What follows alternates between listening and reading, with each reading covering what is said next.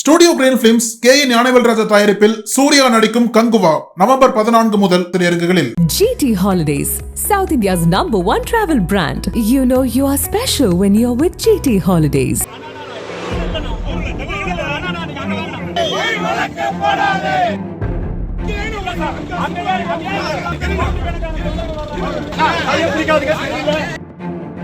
கோவையில் உள்ள ஈஷா மையம் குறித்தும் அந்த மையத்தின் நிறுவனர் ஜக்கி வாசுதேவ் குறித்தும் நக்கீரன் இதழ் தொடர்ந்து செய்தி வெளியிட்டு வருகிறது.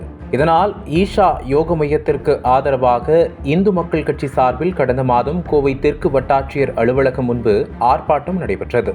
இதில் கலந்து கொண்ட இந்து மக்கள் கட்சி தலைவர் அர்ஜுன் சம்பத்தின் மகனும் இளைஞர் அணி தலைவருமான ஓம்கார் பாலாஜி நக்கீரன் ஆசிரியருக்கு கொலை மிரட்டல் விடுக்கும் வகையில் பேசியதால் ரேஸ்கோஸ் போலீசார் வழக்கு பதிவு செய்தனர். இதற்கிடையில் தன் மீது போடப்பட்டுள்ள வழக்கிற்கு முன்ஜாமீன் கேட்டு ஓம்கார் பாலாஜி சென்னை உயர்நீதிமன்றத்தில் மனு தாக்கல் செய்திருந்தார். ஆனால் அவரது முன்ஜாமீன் மனு தள்ளுபடி செய்யப்பட்டதை அடுத்து ஓம்கார் பாலாஜி அண்மையில் கைது செய்யப்பட்டு கோவை சிறையில் அடைக்கப்பட்டுள்ளார். இதை கண்டித்து இந்து மக்கள் கட்சி சார்பில் கோவையில் ஞாயிற்றுக்கிழமை ஆர்ப்பாட்டம் நடத்தப்படும் என அறிவிக்கப்பட்டது. ஆனால் இதற்கு காவல்துறையினர் அனுமதி அளிக்காத நிலையில் கோவை தெற்கு வட்டாட்சியர் அலுவலகம் முன்பு சுமார் 50க்கும் மேற்பட்ட இந்து மக்கள் கட்சியினர் திரண்டனர். அப்போது தன்னுடைய மகன் ஓம்கார் பாலாஜியை விடுதலை செய்ய வேண்டும் என வலியுறுத்தி அர்ஜுன் சம்பத் ஆவேசமாக கோஷம் எழுப்பினார்.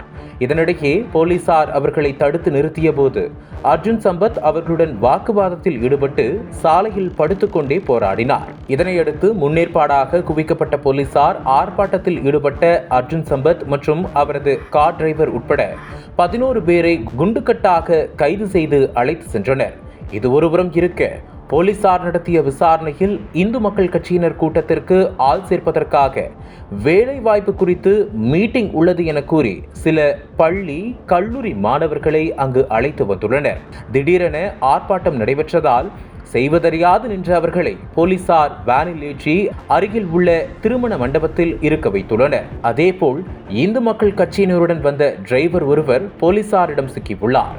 போலீசார் அவரை அழைத்து சென்றபோது, சார், எனக்கு என்ன ஆர்ப்பாட்டம்னு கூட தெரியாது சார், நான் டிரைவர் சார், எனக்கு இதுக்கு சம்மந்தமே இல்லை சார் என கெஞ்சுகிறார். தற்போது இது தொடர்பான காட்சிகள் வைரலாகிய நிலையில் சிந்தாதிரிப்பேட்டை போலீசார் தடையை மீறி போராட்டம் நடத்தியது உட்பட 3 சட்ட பிரிவுகளின் கீழ் வழக்கு பதிவு செய்து விசாரணை நடத்தி வருகின்றனர்.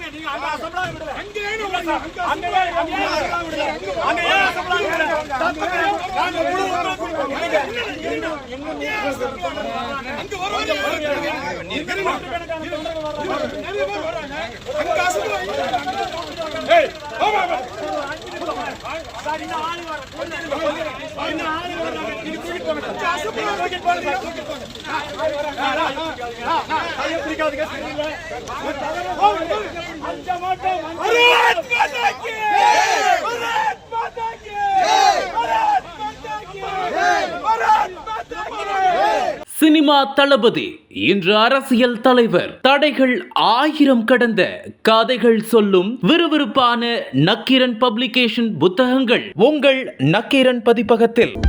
அனல் பறக்கும் செய்திகளை அப்டேட் செய்து கொள்ள நக்கீரன் களத்தை இப்பவே சப்ஸ்கிரைப் பண்ணுங்க.